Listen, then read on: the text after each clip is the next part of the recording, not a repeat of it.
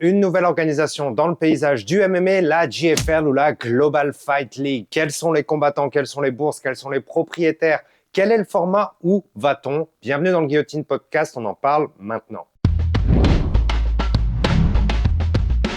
Hey, I'm not surprised, motherfuckers.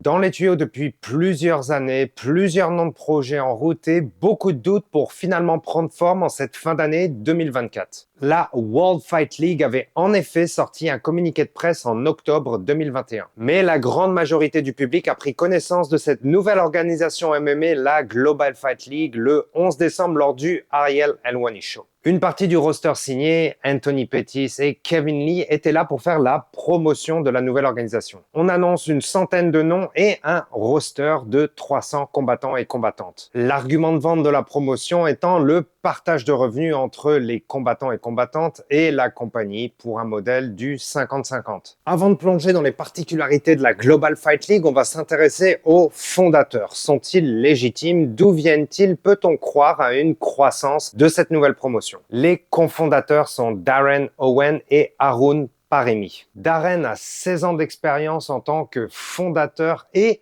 accélérateur de croissance pour de nombreuses promotions MMA globales, mais aussi en tant que matchmaker ou producteur d'événements live pour des chaînes telles que CBC ou CBS. L'homme a en effet été COO chez PFL entre 2015 et 2020, fondateur CEO chez World Series of Fighting entre 2013 et 2015 et président chez AFC, organisation canadienne entre 2006 et 2013. Quant à son partenaire, Arun Paremi, toujours selon le site mmagfl.com, l'homme a 26 ans d'expérience en transformation d'affaires, gestion événementielle, ingénierie, software as a service pour une exécution globale pour de grandes entreprises et la mise en place de produits innovant. Mais je vous avoue que son LinkedIn est un petit peu moins vendeur. Alors, fondateur et CEO d'une société SaaS ou Software as a Service. Cette fameuse société Arevea, qui demeure au final juste une plateforme de type marketplace pour la gestion événementielle. Le domaine arevea.com n'est pas en ligne et il n'y a aucun employé visible ou trouvable sur LinkedIn. Aucune review sur le fameux site Capterra non plus. CEO d'une startup AI, Big B AI, dont je ne trouve absolument aucune trace en ligne.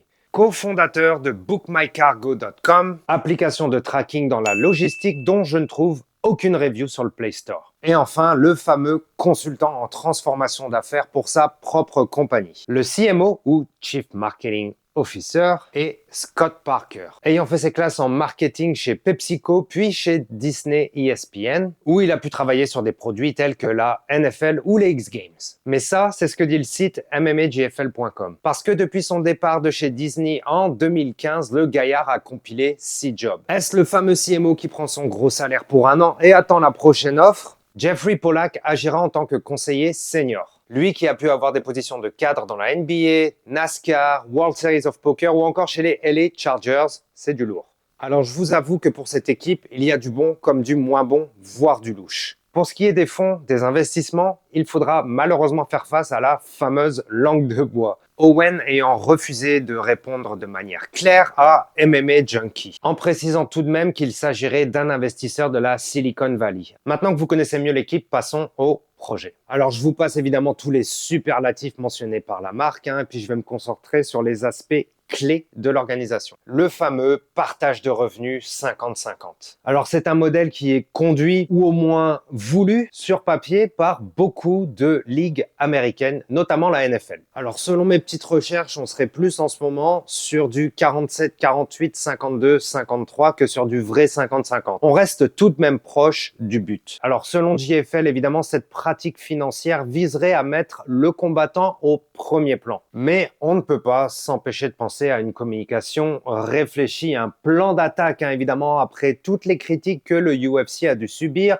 pour un modèle qui se rapprocherait d'une distribution des revenus générés par la promotion de moins de 20%. En plus de cette pratique, JFL contribuerait à un fonds de pension pour les combattants et combattantes équivalent à 2% des bourses et 2% pour une assurance collective. Passons au système de draft et d'équipe. Les Américains adorent leur système de draft. NHL, NBA, NFL et j'en passe. Ce système est majoritairement adopté dans l'écosystème sportif américain. La traduction dans ces cas serait le repêchage, mais cette traduction pourrait porter à confusion dans notre modèle étudié aujourd'hui. Nous sommes plus dans un simple système d'équipe où les combattants seront distribués. Chaque équipe sera basée géographiquement aux États-Unis. Sur ces 6 équipes, on connaît déjà 4 emplacements géographiques. L'Arizona, la Californie, le Nevada et le Texas. Nous en apprendrons plus sur ces équipes dans les prochains mois. Quant à la fameuse draft, elle aura lieu le 24 janvier 2025. La Ligue a annoncé un programme de 15 événements du mois d'avril au mois d'août 2025, ce qui donnerait un rythme assez élevé de 3 événements par mois. Alors je trouve que ça représente déjà un sacré défi de garder une audience captive, si audience il y a, à ce rythme si effréné d'événements. Quand on pense saison régulière, on pense évidemment à PFL et le modèle reste plus ou moins similaire. Nous avons donc un système de points mis en place. Finish, 4 points. Victoire à la décision, 3 points. Draw ou match nul, 2 points. Défaite à la décision, 1 point. Et défaite par finish, 0 points. À l'issue de cette saison régulière, il y aura donc un classement qui donnera accès aux demi-finales, puis aux finales qui donneront les champions et championnes de chaque catégorie. Les fameux contrats, source de beaucoup de discussions en 2024 entre le UFC, One Championship et d'autres promotions. Anthony Showtime Pettis précisait chez Ariel Helwani qu'il avait sur son contrat un nombre de combats minimum garanti, qu'il n'est d'ailleurs même pas obligé d'accepter. Cette pratique viserait à ne pas sanctionner des combattants qui seraient blessés par exemple et qui n'auraient pas la possibilité de compétitionner. Je vous rappelle que JFL cherche à mettre avant tout en avant les combattants et combattantes. Showtime Pettis précisait aussi qu'il avait toujours la possibilité de combattre chez Karaté Combat et même d'aller boxer s'il le souhaitait. Les clauses d'exclusivité pourraient donc être plus souples que certaines promotions dont je tairai le nom. Secret professionnel oblige. Mais je lui dis non, chatterie, un combattant ne peut pas vivre correctement sur une période de 2 ans avec 4 combats payés $2000 US chaque. Alors c'est bien beau d'aller faire une opération de communication pour votre employeur sur le plus gros podcast mondial en MMA, mais est-ce que la réalité est la même pour d'autres combattants du roster? Le podcast anglophone Hey Not in the Face a mis la main sur des contrats d'autres combattants du roster JFL. Tout d'abord, cette liberté de combattre pour d'autres promotions se limite jusqu'au 15 janvier 2025. À partir du 31 janvier 2025, date à partir de laquelle JFL pourrait vous proposer des combats, eh bien cette clause de non-exclusivité passe à la trappe. Ensuite, concernant la durée de ce contrat et les activités qui y sont proposées pendant cette période, c'est pas forcément habituel si on compare aux autres promotions. L'accord entre les deux parties, et écoutez bien, je dis bien l'accord. Je parle de contrat, mais le terme en anglais serait agreement.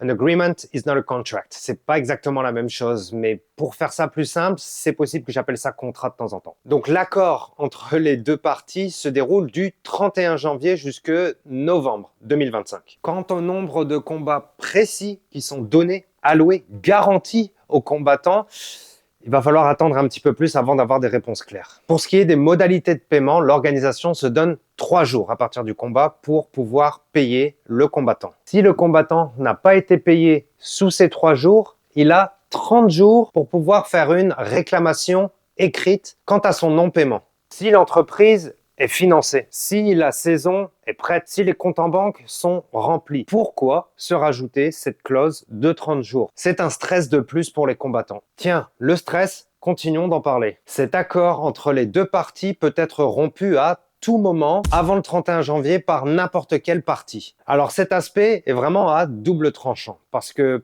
pour le combattant, s'il trouve mieux avant cette date du 31 janvier, meilleure promotion, meilleur contrat, meilleure ligue ou meilleure opportunité d'affaires en vie en général, eh bien, il n'y a pas d'action légale, il n'y a pas de casse-tête administratif, l'accord est juste rompu, il part ailleurs, tout le monde est content. Mais si le combattant compte uniquement sur JFL comme opportunité, ce qui peut être le cas quand vous signez un contrat ou un accord, à la fin de la journée, vous vous engagez à aller dans cette direction pour cette opportunité. Mais dans ces conditions, le combattant n'a aucune garantie à 100% qu'il va finalement être accepté, combattre, gagner de l'argent au final, hein, avec cet accord. Alors je trouve ça un petit peu culotté de dire on va avoir 300 fighters, etc. On a tous ces combattants, tous ces anciens champions, alors que les accords peuvent être rompus à tout moment. Alors pour certains de ces contrats, apparemment, on a vu un minimum de 2 combats sur la saison. Ça, c'est si vous n'avez pas le statut d'alternate. Moi, je comprends ça un petit peu comme remplaçant en français. Donc imaginez, vous êtes un combattant qui doit gagner sa vie comme tout le monde. Vous comptez sur cet accord pour avoir 2 combats lors de la saison 2025 et avoir tant de revenus garantis. Mais à la fin de la journée, si vous comptez là-dessus et que JFL vous désigne comme alternate, vous pouvez vous retrouver sans aucun combat et sans aucun revenu pour 1 an ou 10 mois. Pour moi, rajouter ce statut d'alternate décrédibilise encore plus cet accord entre les deux parties. Autre aspect important à dévoiler sur ces combats, si un fighter ne peut pas se présenter à un combat. JFL se réserve le droit de retirer le fighter du combat, donc pas de postpone, pas de décalage, pas de combat, rien. Mais JFL se réserve le droit de terminer l'accord. Et ceci n'exclut pas les blessures, du moins à l'écrit, dans les accords. Bref, beaucoup de belles promesses sur le plateau d'Ariel Helwani, mais beaucoup de choses qui se passent différemment en coulisses. Passons au point qui vous intéresse, je pense, le plus, le fameux roster. Le roster vieillissant de l'organisation a été pointé du doigt par toute la communauté MMA à l'annonce de JFL le 11 décembre 2024. De nombreux retraités, pré-retraités ou combattants sur le point d'aller à la retraite forment une partie non négligeable du roster. Alors environ une centaine de combattants ont été annoncés et j'ai épluché les 100 combattants et combattantes pour vous donner des faits implacables. Alors veuillez retenir que mon analyse est basée sur un échantillon du roster puisque seulement environ un tiers du roster aurait été annoncé. Mais cet échantillon est quand même assez conséquent pour se faire une bonne idée de la qualité du roster actuel et peut-être à venir. Alors l'âge moyen est de 34,4 ans. Ce qui au premier feeling me semble être un petit peu plus haut qu'au UFC. Mais pas tant que ça. Je vous invite à regarder l'âge des champions et des championnes, et puis même de beaucoup de classés dans pas mal de catégories. Alors j'ai séparé le roster du JFL par catégorie d'âge. Les moins de 30 ans représentent 15%. Les 31-35 représentent 36%. Les 36-40 représentent 34%. Et les plus de 40 ans représentent 15%. Alors vu ainsi, moi ça m'a fait prendre un petit peu de recul par rapport à mon premier feeling à chaud sur l'annonce du roster, avec évidemment tous ces anciens champions, comme je vous l'ai dit, à la retraite, tous ces quarantenaires.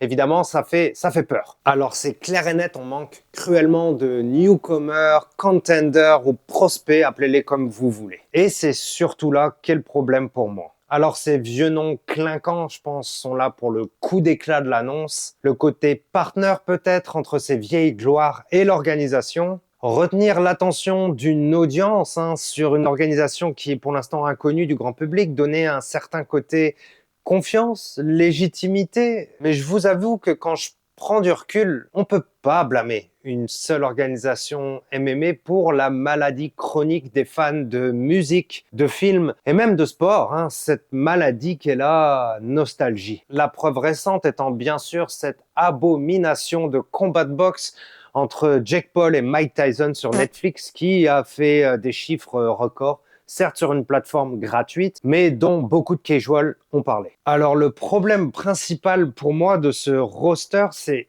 évidemment le manque de contenders, newcomers, prospects, appelez-les comme vous voulez. Où est la qualité ? Où est l'espoir ? Alors j'ai décidé de classifier tous ces combattants par code de couleur. Le rouge étant problématique pour des questions d'âge avancé, les quadras, les problèmes de santé qui viennent avec le combattant, les séries de défaites consécutives sur les derniers combats, le niveau de compétition dans les ligues fréquentées auparavant, le niveau de leur adversaire sur leur victoire, etc. Le jaune étant plus neutre, mais pour être honnête, plus proche d'ennuyant. L'orange se situant entre le jaune et le rouge, ennuyant mais dangereux pour le combattant lui-même. Et le vert étant un élément excitant, un prospect, un contender, mais aussi chez les plus vieux, quelqu'un qui reste sur une dynamique correct. Les éléments pris en compte étant évidemment les fiches qui sont plus que positives, les dernières victoires, la qualité des ligues qui ont été fréquentées, l'âge si possible. Alors pour mieux vous faire comprendre mon histoire de couleur, je vais vous donner un chiffre et des exemples. Chez les Rouges, on est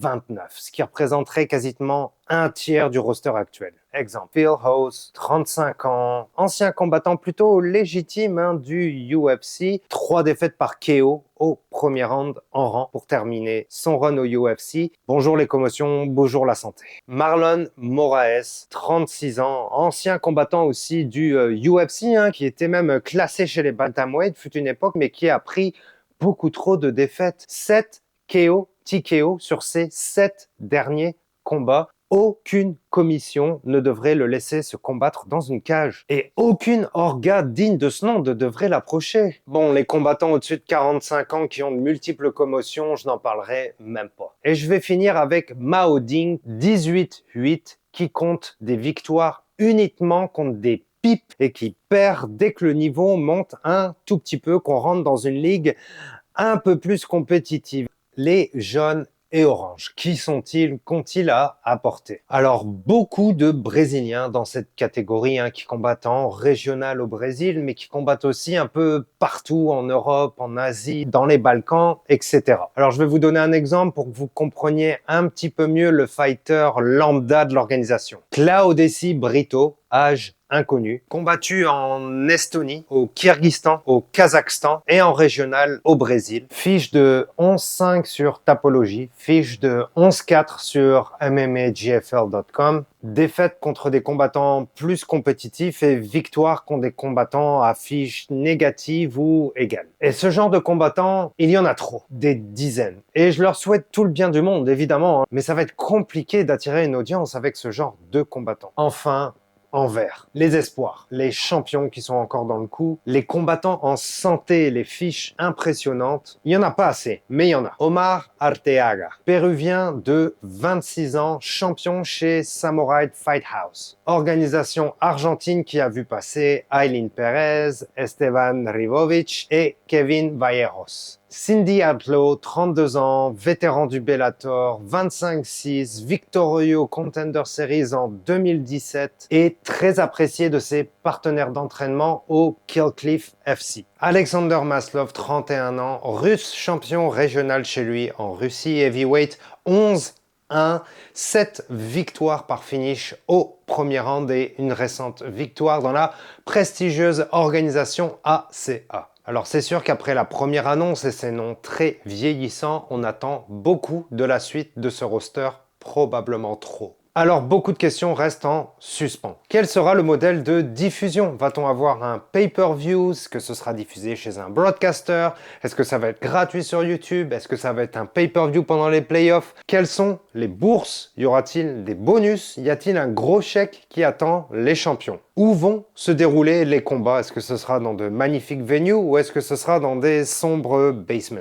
Il y aura évidemment d'autres questions à venir et je pense qu'on aura plus de réponses le jour de la draft, le 24 janvier 2025. C'est la fin de cette vidéo, merci de l'avoir regardée. Alors c'est la première vidéo du Guillotine Podcast, moi c'est Arnaud, en face caméra. Alors excusez-moi pour cet éclairage quelque peu amateur, j'ai envie de dire. J'apprends et je ferai mieux lors des prochaines. Pour ceux qui ne me connaissent pas, vous pouvez me suivre aussi sur les plateformes audio. Je fais des récapitulatifs de cartes pour le UFC, One Championship et autres. Merci à vous, à bientôt. Ciao.